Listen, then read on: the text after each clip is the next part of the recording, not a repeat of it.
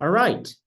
So following the lesson yesterday, which is on a little bit of algebra, today we'll be talking about the number theory, which is another major question type that is going to show up in the JMOs.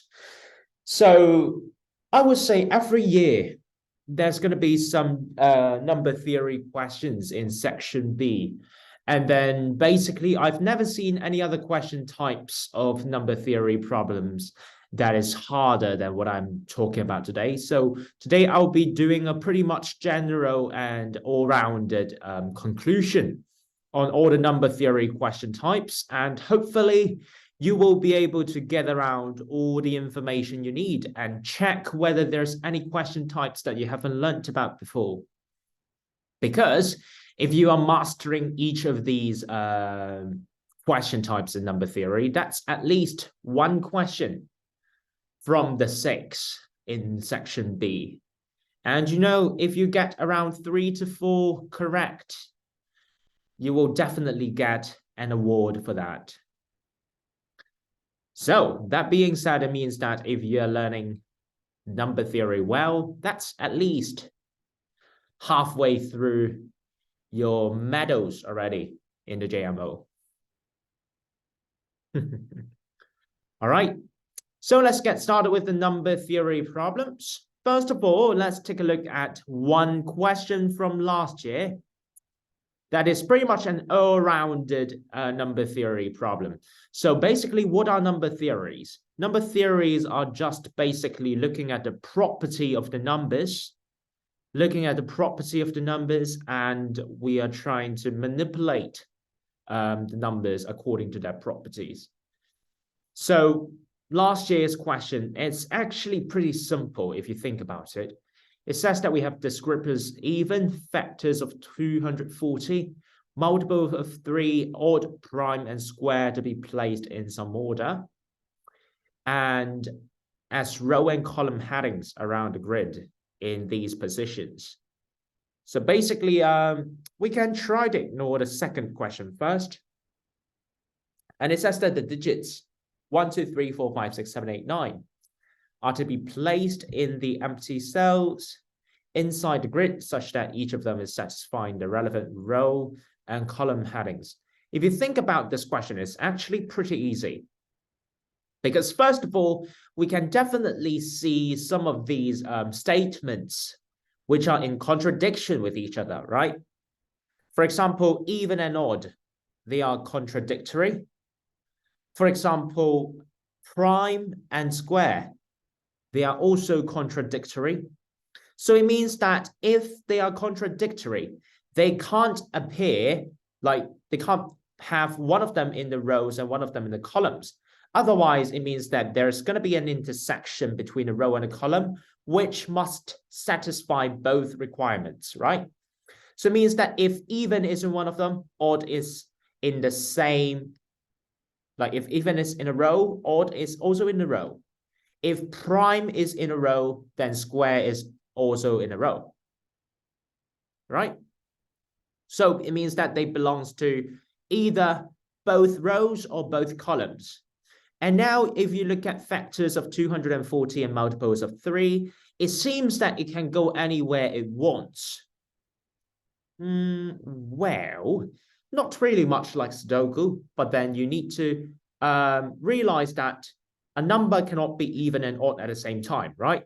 So if even goes into one of the columns and odd goes into one of the rows, then it means that there's going to be a number which fits both even and odd, right?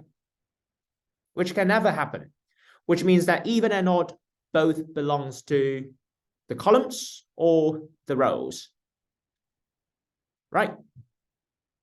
So for the remaining two, it seems hard to decide which is which. But then if you look at the numbers 1, 2, 3, 4, 5, 6, 7, 8, 9, 1 belongs to a square, a factor of 240, and odd, right? 2 belongs to even, factor of 240, and prime. 3 belongs to multiple of 3, factor of 240, odd, and prime. 4 belongs to even, factor of 240, and square. 5 belongs to odd, factor of 240, and prime. 6 belongs to even or even multiple of 3, factor of 240. 7, odd, prime, nothing else.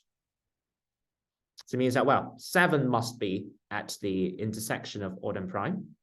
As for 8, 8 is the very important information here, because 8 is only even and factor of 240.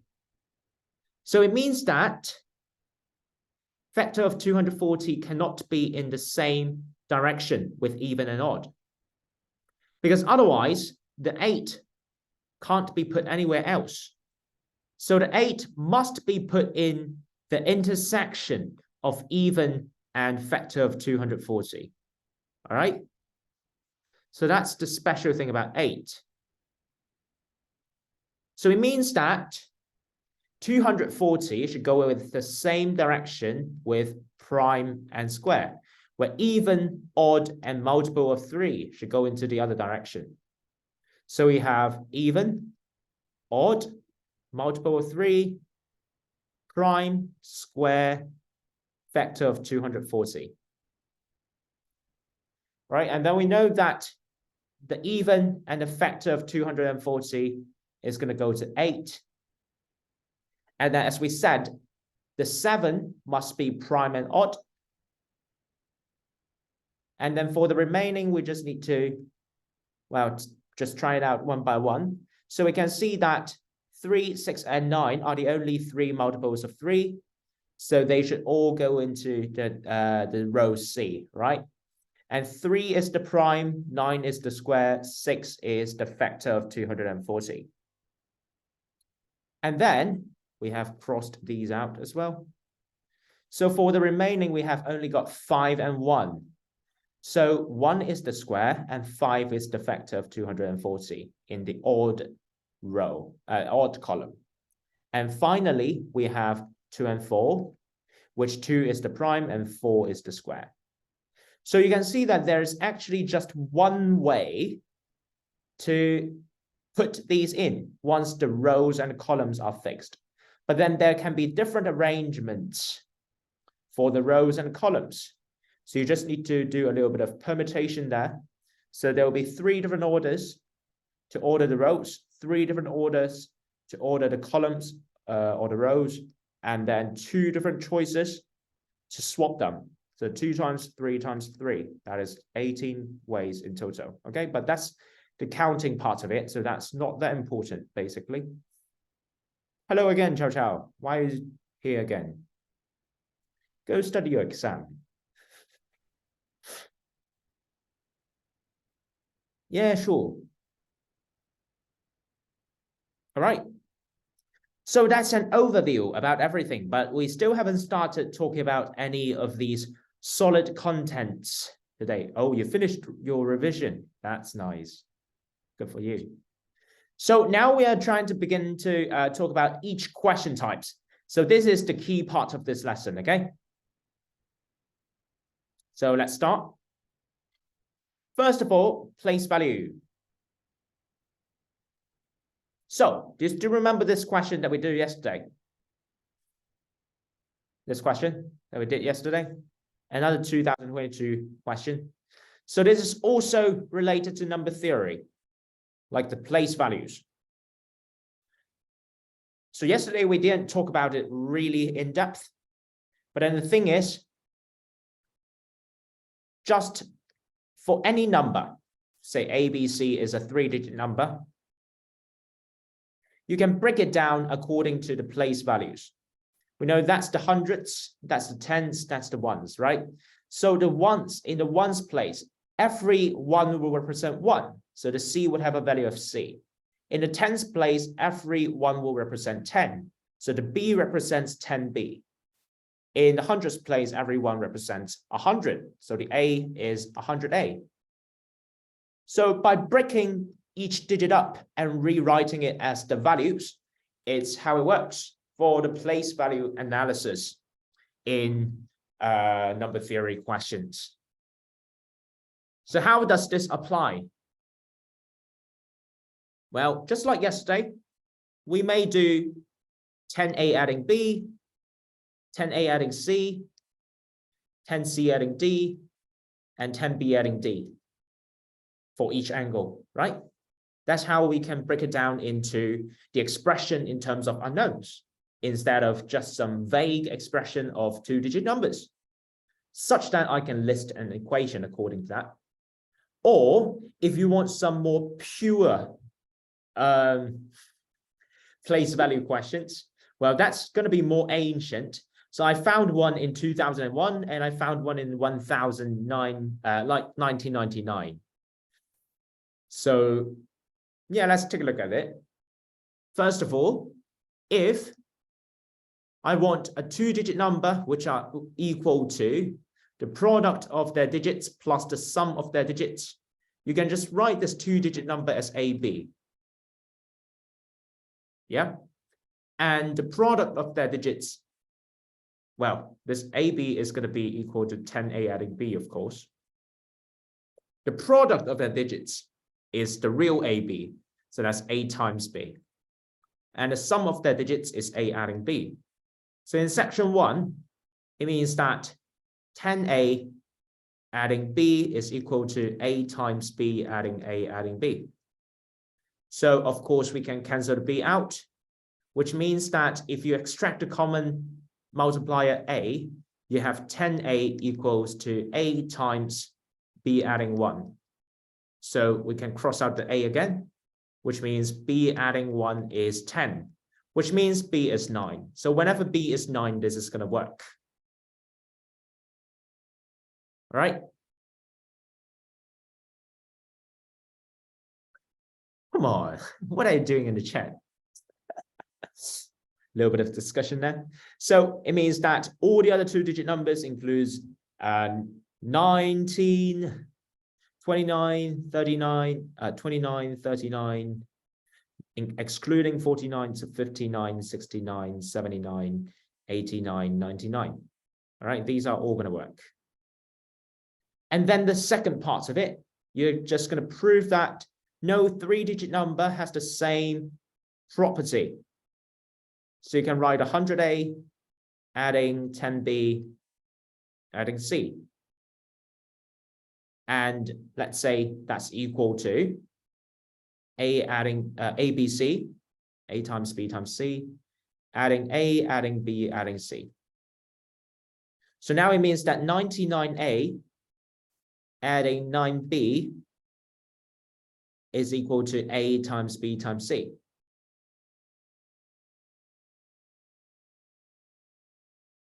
So why does that not work?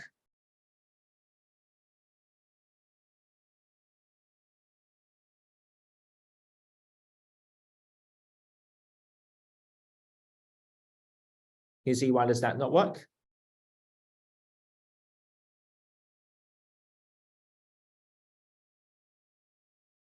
Anyone?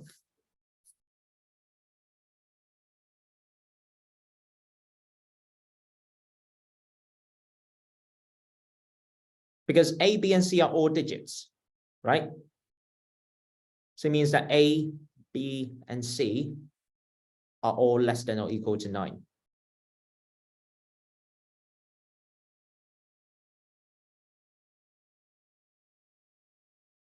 Come on. Why are you chit-chatting?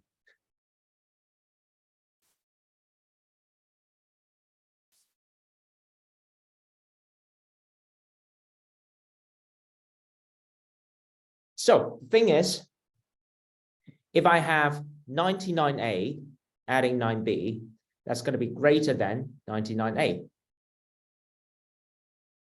right? Or equal to, of course.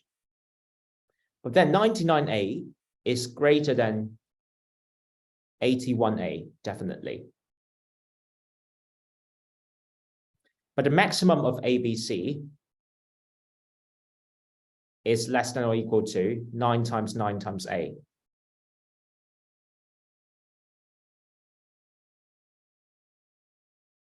So it means that 99A adding 9B has to be greater than ABC. So there will not be any three-digit numbers which are equal to the product of their digits plus the sum of their digits. Yeah. All right. Because A and B and C are both less than or equal to 9, right? Which means that A, B, C multiplying together is less than or equal to 81A.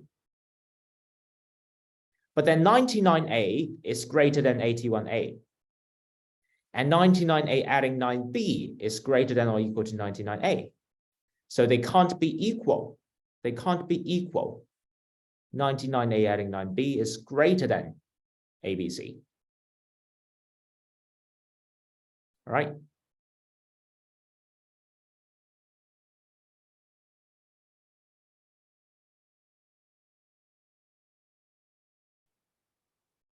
Okay. So that's for the place values. Hope you understand what's that about. And then the divisibility rules. I'm just going to go through this really quickly because I believe all of you know the divisibility rules. So for the 2 and 5, 4 and 25, 8 and 125, so on. So basically you look at the last digits, last 1, last 2, last 3, right? Whether they are divisible. And then for 3 and 9, you look at the digit sum, whether they are divisible. For 11, do you know the divisibility of 11? So basically, you just add skipping digits.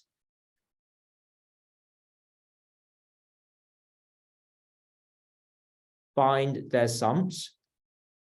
No, actually find their difference. Then if the difference is divisible, it's divisible by 11. For example, if I have 1 to 1, the skipping digits are 1 and 1, right? And 2. So this is having a sum of 2. This is having a sum of 2. If their difference is 0, 0 is divisible by 11. So it's divisible by 11. Okay. So you can try it for the other ones as well. All right. So now that's everything about the divisibility rules that you need to know. What about 4-digit numbers? Of course it works. For example, if you have, well, the simplest one would be 1111, isn't it? So these two adds up to 2, these two adds up to 2. And you can see the difference is 0. Of course, it's going to be divisible by 11 then. Or if you have 1331, again, this is 4, this is 4. So you can see that it has to be divisible by 11. So you can say that all palindromes, which are 4-digit, can be divisible by 11. 7, well, you just divide it. You don't really have to know the divisibility of 7. That's useless. Yes, there is. But then again, it's pretty much useless. Just combine 9 and 11. And that might even be easier.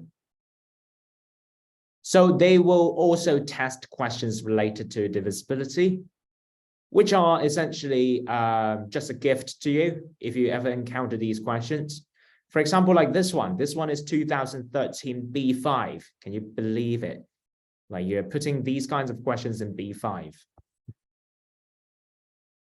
So if it says n is not exactly divisible by 2, 3, or 5, and no digit of n is exactly divisible by 2, 3, or 5, how many such 3-digit integers are there? So first of all, it would be easier for me to analyze the digits that are not divisible by 2, 3, or 5, right? So it means that we can only use 1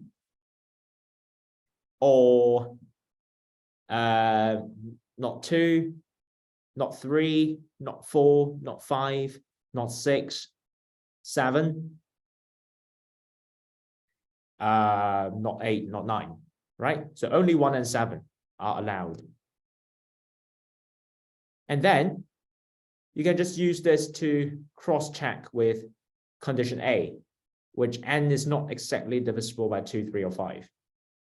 So you can see that no matter what arrangement you are using, because 1 and 7 both have a remainder of 1 when divided by 3. It means that a 3-digit number consisting of 1 or 7 will always add up, like the digit sum will always add up to a multiple of 3. So if you're using 3 of the ones, of course, that's divisible. 117 adds up to 9.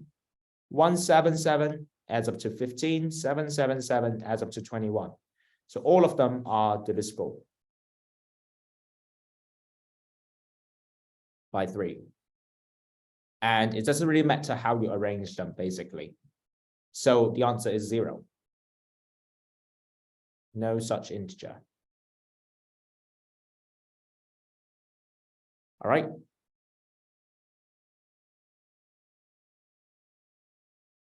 Zero is divisible by 2. 0 is, of course, divisible by 2, 3, or 5. 0 divided by 2 is 0.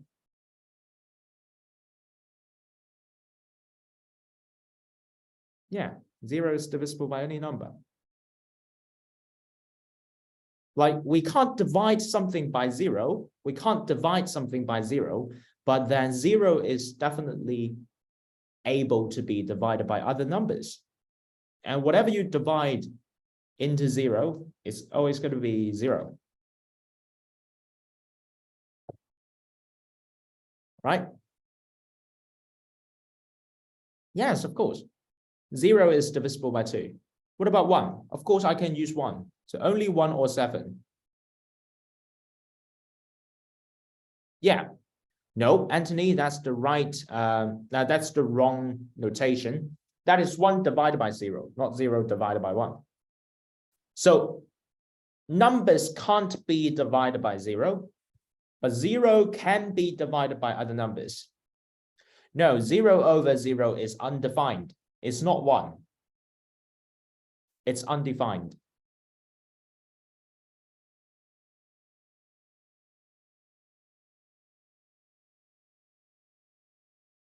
All right. So that's it. That's it for this one. So whenever you see, no, we can't divide 0 over 0 because technically speaking, if I am dividing 0 by anything, it's going to be 0. But if I am having anything divided by 0, it's going to be infinity, right? Or undefined. So basically, if you put 0 over 0, it would just be like anything divided by anything, that's 1. So essentially, it would have different results given from the perspective of maths, which means that it's going to be undefined.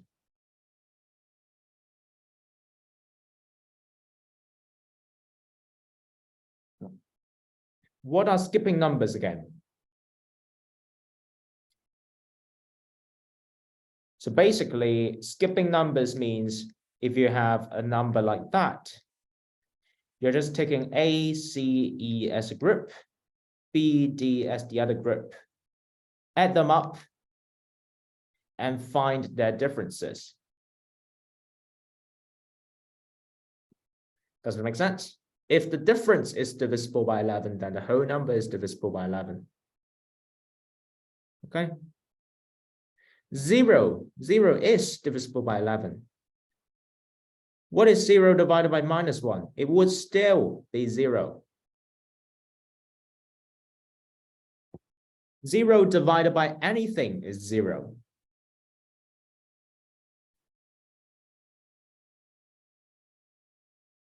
Except 0 itself. All right.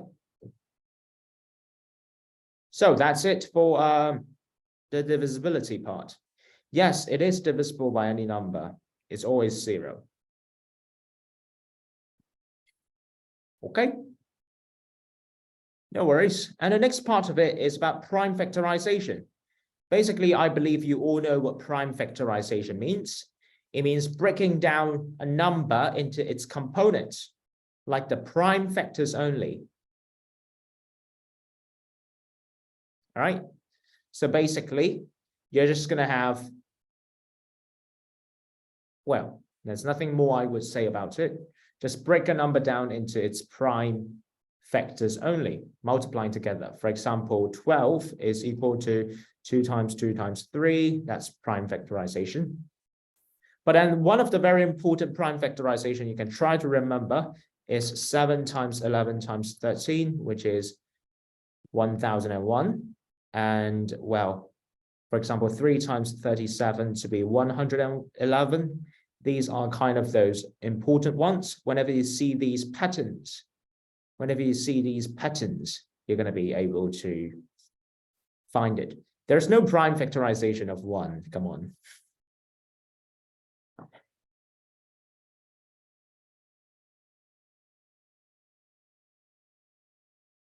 Yeah, and 1 is not even a prime.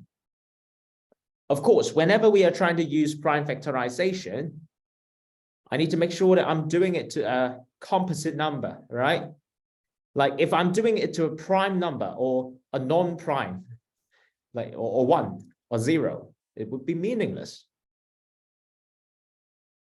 Like we don't have to do a prime factorization to it. Of course, 1 is not a prime. So we only apply prime factorization to composite numbers because otherwise it would be meaningless. For example, if I prime factorize 5, it would just be 5. Does it mean anything? No. 1 is not a prime. Again, 1 is not a prime.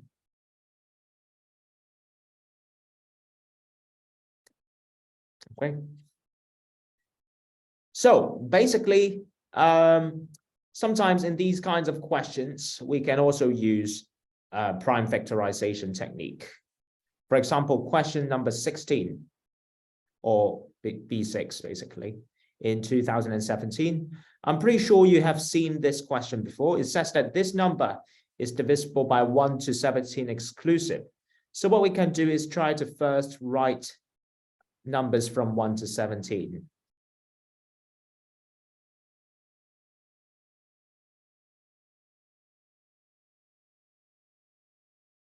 Okay.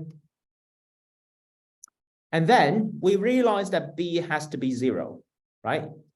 Because it's divisible by 2 and 5 and 10. So B has to be 0. So we can break ABC, ABC, B up into ABC times 1001 times 1000, which the prime factorization would be ABC, well, B is 0, that we know, times 7 times 11 times 13 times 8 times 125. Right? So we can immediately just try to eliminate all these 7, 11, 13, 8, 4, 2, 10, 5 from that. Yeah. And 14, of course. So now we just need to make sure that ABC can contain another 2 for 16, contain a 9, and contain a 17. So 2 times 9 times 17 is the lowest common multiple needed. So if I have 17 times 17, what is that?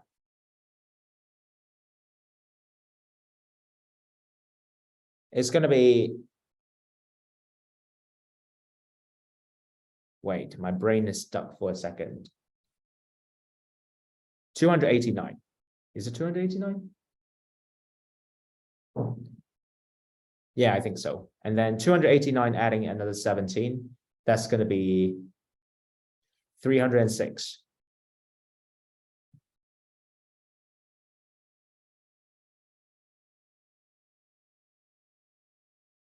What does the cross out mean? The cross out means that I have already covered those divisibility in this prime factorization. And of course, the 1 as well. Yeah, my brain is malfunctioning. Who's Tiger? I am Tiger. Come on.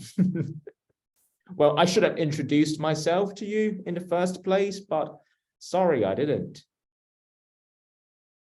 All right. So, well, that's how we get 306. So it means ABC is 306. All right. That's pretty easy. Yeah, that's right. Basically, ABC, ABC, BBB has a format of ABC repeating twice, and BBB is at the end, right? So first of all, we know B is 0, which means that I can split the 1,000 out.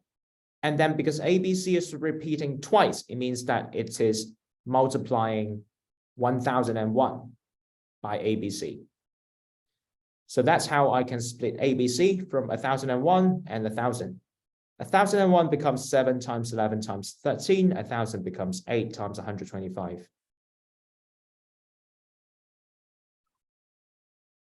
And then the thing is that,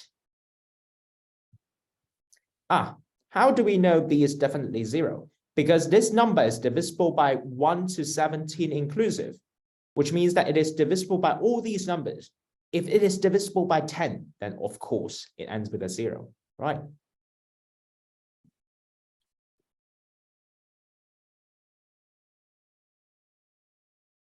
So B is definitely 0.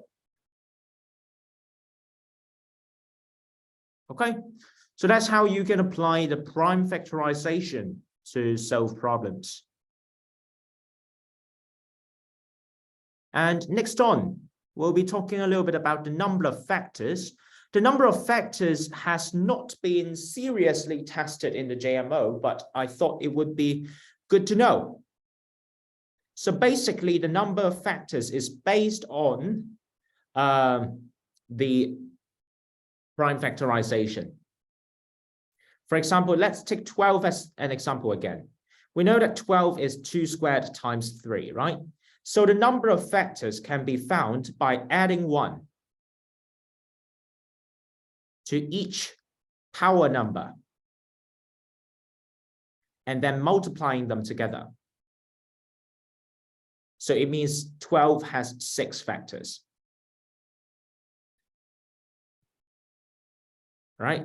That's because, well, for the power number, it means that it's going to have 3 choices if the power number is 2. 2 to the power 0, 2 to the power 1, and 2 to the power 2.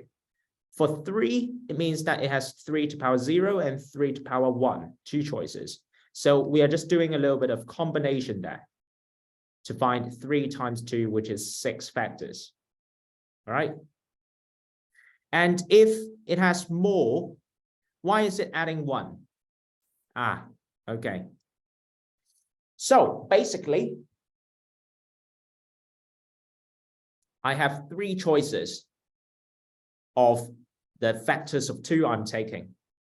So if 12, no, it's not 3 adding 2, it's 3 times 2 times.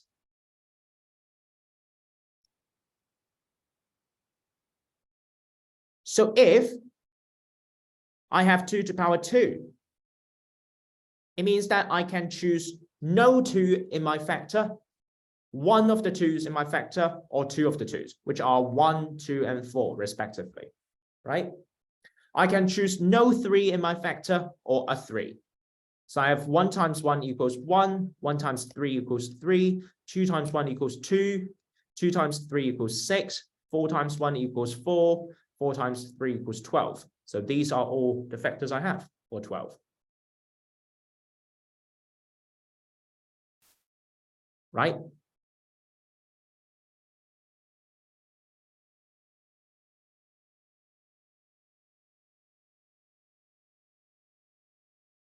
So every time we just need to add 1. Well, how do I work out which factors? Well, if it is 12, of course it's easy. What about 480? Do you want to list the factor tree of 480? Like, do you want to list all the factors for 480? So we would need to do a prime factorization there. instead of counting it one by one, right? So, well, 480, we know that it's 16 times 30, or 16 is just 2 to the power 4. 30 is 2 times 3 times 5. So altogether, it is 2 to the power 5 times 3 times 5, right? So how many factors would it have? Easy. 5 adding 1, that's 6. 1 adding 1, that's 2. 1 adding 1, that's 2. Multiplying it together, 24.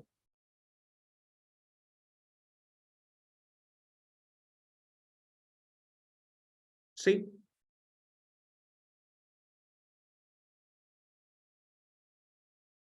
Six times 2 times 2, just 24. Then what are the factors? Of course, it would be easy for you to find them out, because I can choose 2 to the power 0, 2 to the power 1, 2 to the power 2, 3, 4, 5. If you really need to list them out, you just need to do a combination of ordered enumeration. So you just need to list them one by one according to the paths. You know? So you can do an ordered enumeration to avoid getting it wrong.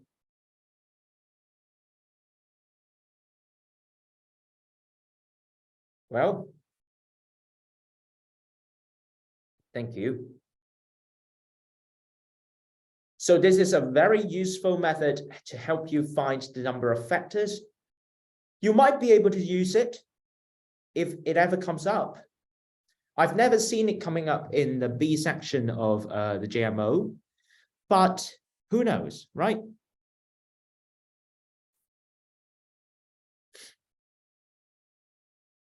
Well, yeah, I know, right? It's not really neat, but it's okay. All right, so if you don't want to learn this, it's fine, but I've already told you that this can be very much useful. Yes, you do the prime factorization, and then if you want to move on one more step to find the number of factors, you can just do that, right?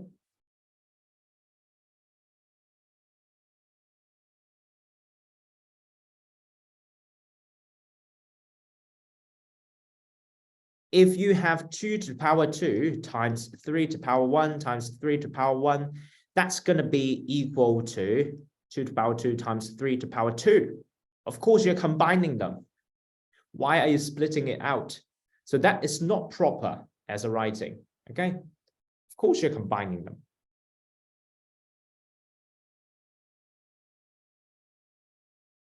Yeah, it's not too hard. So if you look at these kinds of questions, this 2009 A7.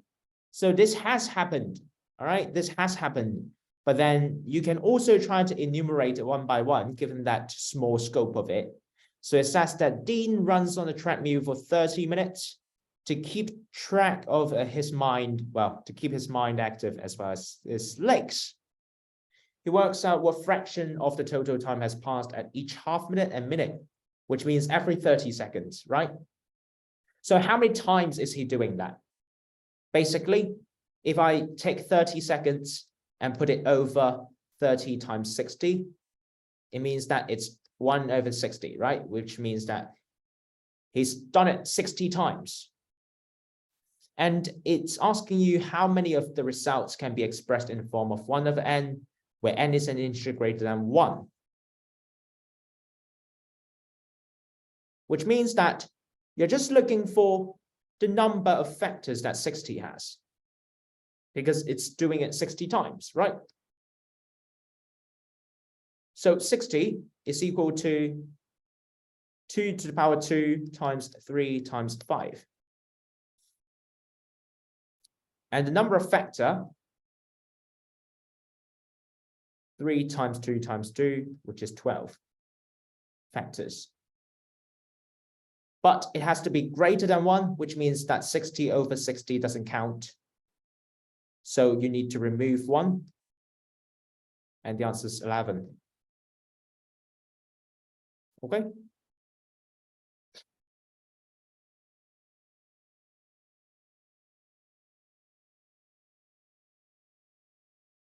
What's a factor tree? Well, you can just draw the factor as a tree.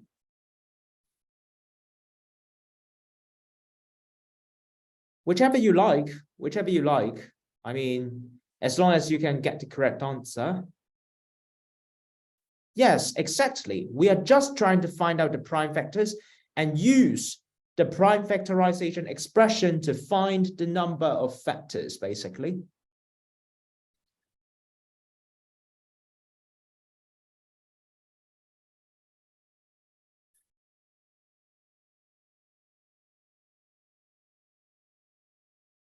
Why would I remove 1?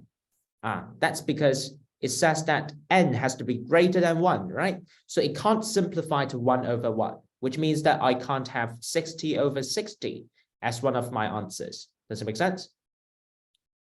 So I'm just trying to find out how many parts do I have out of 60? Because every 30 seconds is going to be 1 part out of 60, right? So except 60 over 60, all the others work. Okay, so that doesn't work. Like 60 over 60, excluded.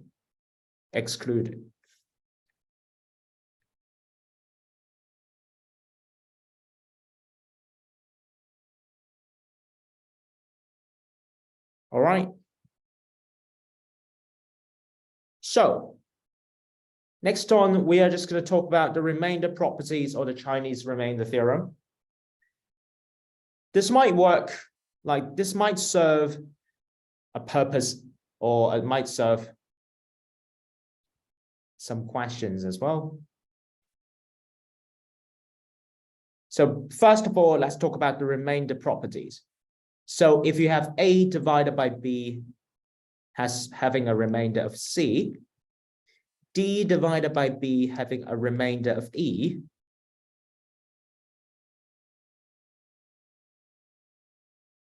it means that A adding D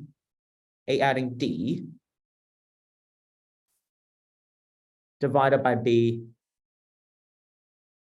has a remainder of C adding E. A subtracting D divided by B has a remainder of C subtracting E. Of course, if it becomes a negative number, then you need to borrow another B to it. If it becomes exceeding B, you need to remove the B from it. And A times D divided by B has a remainder of C times E. Okay, so these are the remainder properties.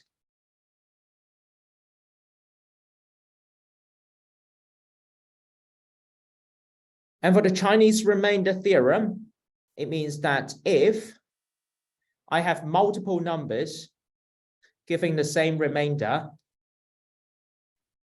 for example, divided by 3, divided by 4, divided by 5, both have a remainder of 1. It means that removing the remainder of 1 is going to be the a common multiple of 3, 4, and 5, right?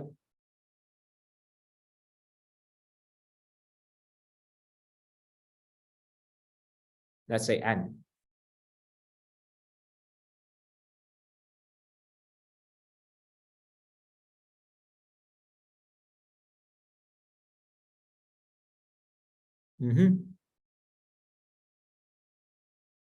So that's the common remainder type.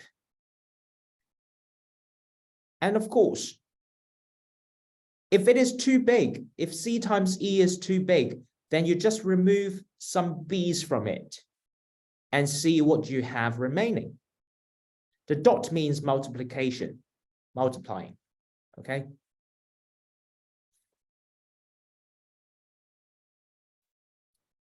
So if something divided by 3, 4, 5, or any other numbers have the same remainder, it means that removing the same remainder is divisible by all three numbers, right? So you just need to remove the remainder from that number and you get a common multiple of the dividends.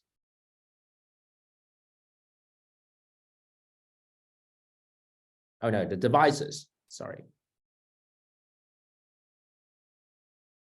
And then if in another case, for example, n divided by 4 has remainder 2, n divided by 5 has remainder 3, n divided by 7 has remainder 5. So this time they are not the same, right? But you can see that they are the same number away from the divisors, which means that after adding 2, it's divisible by 4, it's divisible by 5, and it's divisible by 7.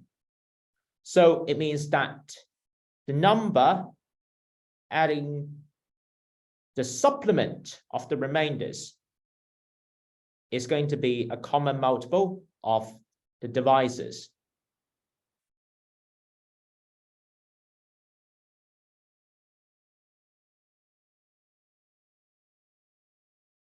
Well, let's say an example. For example, if I have 60, it's divisible by 3, 4, or 5, right? What about 61? 61 divided by 3 will have a remainder 1. 61 divided by 4 will have a remainder 1. 61 divided by 5 will have a remainder 1. So if you remove the remainder, it's going to be divisible by 3, 4, and 5. So this happens if the remainders are the same in different scenarios. Does it make sense? Or when the remainder are the same number away. For example, 58. No, not 58 this time. 4, 5, and 7. So that requires 140. So 140 is divisible by 4, 5, and 7, right? But then if I have 2 less than 140, which is 138, it divided by 4 has remainder 2, divided by 5 has remainder 3, divided by 7 has remainder 5. So you just need to add 2 to it to make it a common multiple of 4, 5, and 7. Yeah. So that's it. And how might this work? So there's 2014 B5 question, and there are actually 2 different ways to solve it. I believe many of you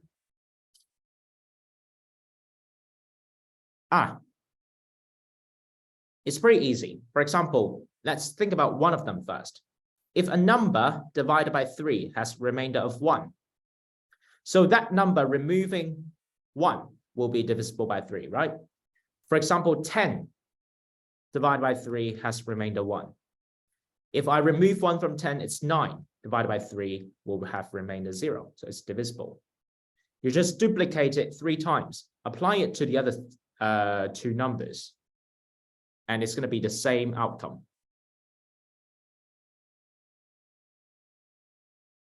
You just need a number divisible by 3 and 4 and 5, and that gives you 60.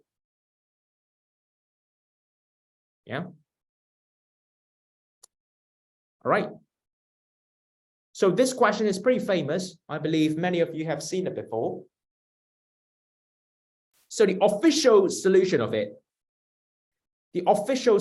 it is that because it knows that m cannot be 1, otherwise it can't be simplified by cancelling. So m has to be at least 2. So if this is 2, 3, 4, 5, 6, 7, it means that n, first of all, n is divisible by 2. And then n adding 1 is divisible by 3, which means n divided by 3 has a remainder of 2. That's the supplement. And then n divided by 4 has a remainder of 3. No, that's also a remainder of 2 because that's adding 2 now. And then n divided by 5 also has a remainder of 2 and so on.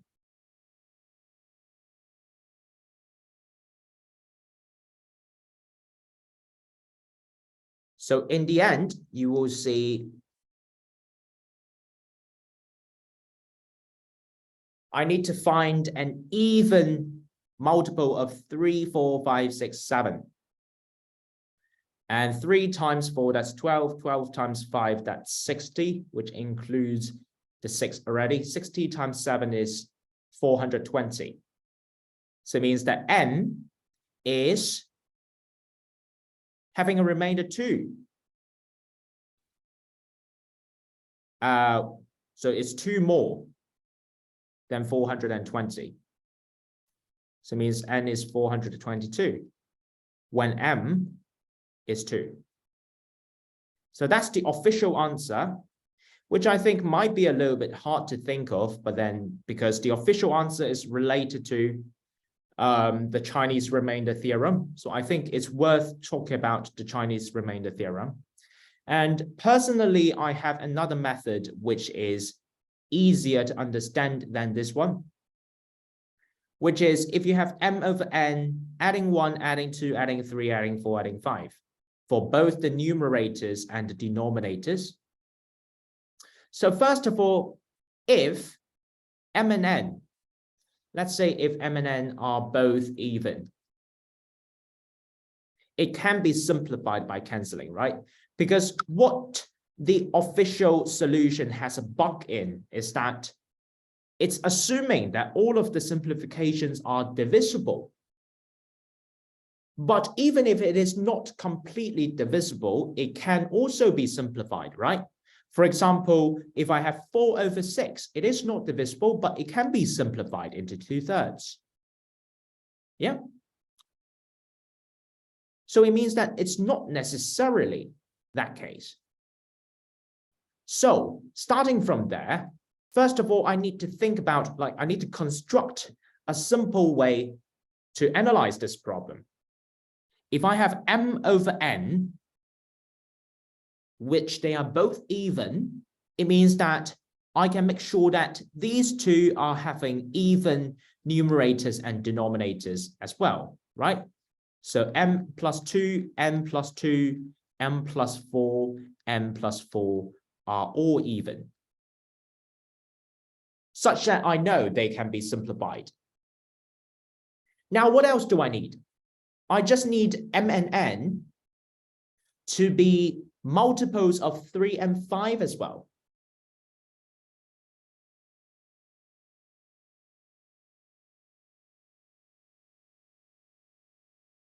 And why is that?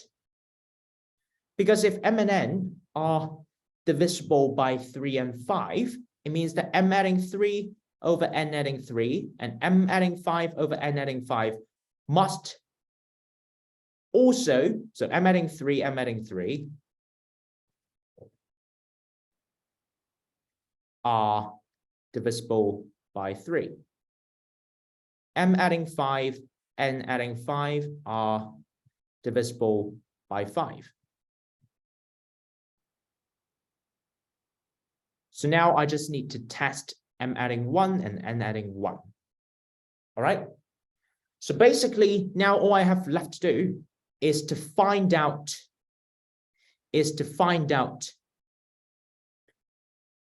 one number that is greater than like a multiple of. So basically, let's find out the values of m and n first. They have to be even and divisible by 3 and 5. So it's a multiple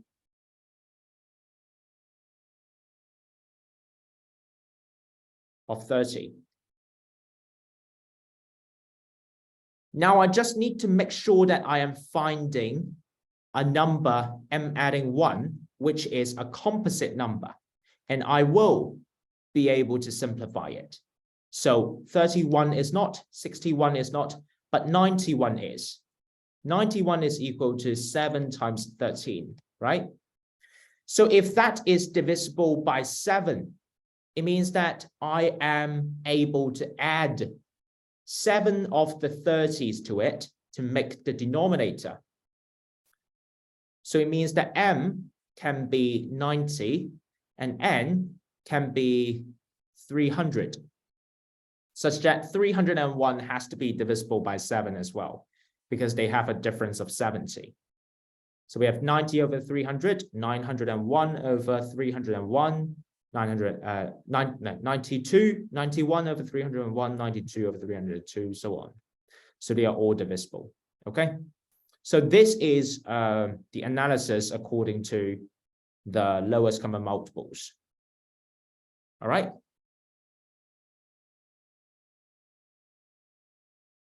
So two different ways to solve this. I would say that this question is probably one of the hardest I've seen throughout the years.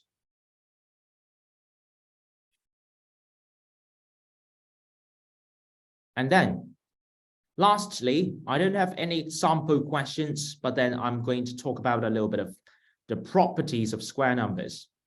So basically, I just want you to know two properties of square numbers.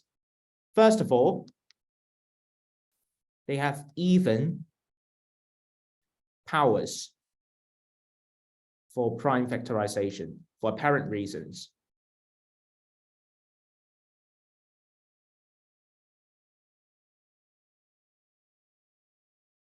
Yes, that's right. That's the second one. So the second one is that it has odd number of factors. Actually, those are very much related, right? If the powers of prime factorization are all even, how do you calculate the number of factors? You add 1 to the powers and multiply them up, right? So if you add 1 to even numbers, you always get odd numbers, and multiplying odd numbers, you always get odd numbers. So that's related to what we have been talking about.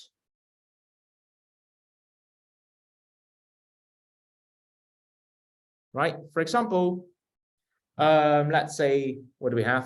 144. That's 12 times 12, isn't it? So we can say that it's 2 to the power 4 times 3 to the power 2. So you can see the powers are all even. And then how many factors does it have? 4 adding 1 times 2 adding 1. If I add 1 to even numbers, of course they are odd. And if I multiply odd numbers, of course, the outcome is odd, right? And also that's because for square numbers, for all other numbers, the factors are in pairs. It's only for square numbers there will be an identical pair, which means that it has just been counted once, right? So that 1 is singling out without a pair. So that's the reason why it has an odd number of factors.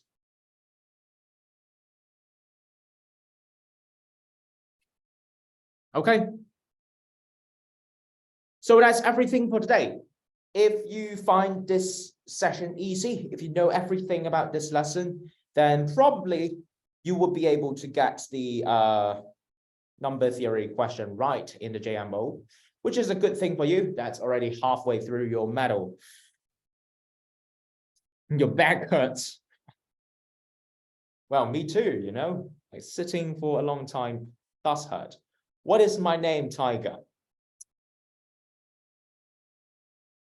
Really nice.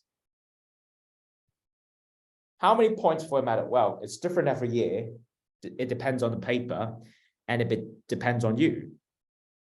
So it's just, you know, like a definite number of people. So 40 of you will get a gold medal, 60 who are coming next gets a silver, and the 100 which follows will get a bronze. No, like 200 people are going to get a medal in total. So can 60 get a medal?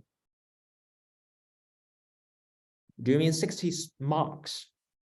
Well, the full score for JMO is 70. So if you get 60, you can almost guarantee a gold already.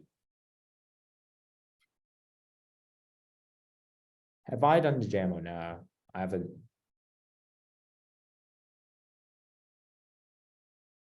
All right. Thank you, ciao, ciao, bye-bye. And, well, I don't know. I think it's probably just a certificate. Yeah, it's okay. If your back hurts, then you just go lie down or whatever. All right.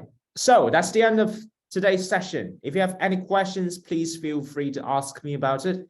If not, then, well, that's just it. All right. I'll see you all tomorrow. Thank you. Why are you changing your name to mine?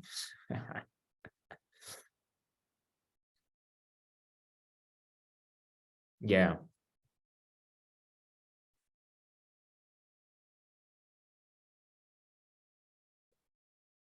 Bye-bye.